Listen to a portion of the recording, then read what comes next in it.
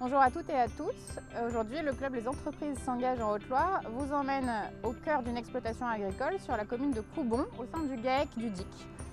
Nous allons donc à la rencontre de Nicolas Chanal, associé du GAEC, Éric Solvignon, salarié du GAEC et utilisateur d'un ergosquelette, et de Cécile Soulier, conseillère maintien dans l'emploi à Cap Emploi.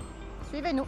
Bonjour, moi c'est Nicolas, le co-gérant du GAEC du DIC, employeur d'Éric. Donc l'aménagement de son poste nous a permis à nous aussi également d'avoir des facilités de travail, de nous aider un peu tous les jours. On a pu le réemployer grâce aux aménagements de Cap Emploi pour qu'il puisse du moins continuer son activité au quotidien. Bonjour, Éric Solvignon. Je fais partie du GAEC du DIC. Je suis salarié depuis 2 ans. Suite à un accident de travail, j'ai pu faire réaménager mon poste grâce à Cap Emploi, ce qui m'a facilité la reprise de mon travail et qui me permet aujourd'hui d'accompagner encore le GAEC. Donc j'arrive à faire la traite, qui est mon travail principal pour le moment. Bonjour, Cécile Soulier, conseillère Cap Emploi. Cap Emploi est un service spécialisé d'accompagnement des personnes en situation de handicap vers et dans l'emploi.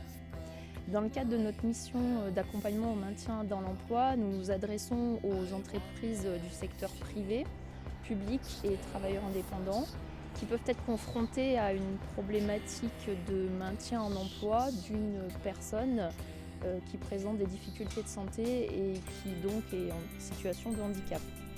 Notre rôle consiste à informer, conseiller et accompagner les entreprises et le salarié dans la recherche et la mise en œuvre d'une solution de maintien en emploi au poste de travail ou dans un autre poste de l'entreprise.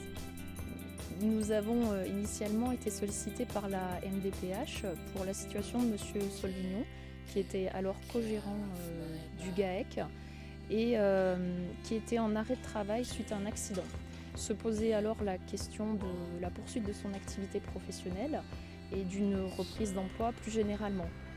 Même si le GAEC était déjà bien équipé au niveau de la fosse de traite, on a pensé et ciblé d'autres aménagements techniques qui permettent à M. Solvignon d'être plus autonome sur son poste de travail, de réduire sa charge physique et mentale inhérente à l'activité traite et qui lui permettent d'éviter une aggravation de sa situation de handicap.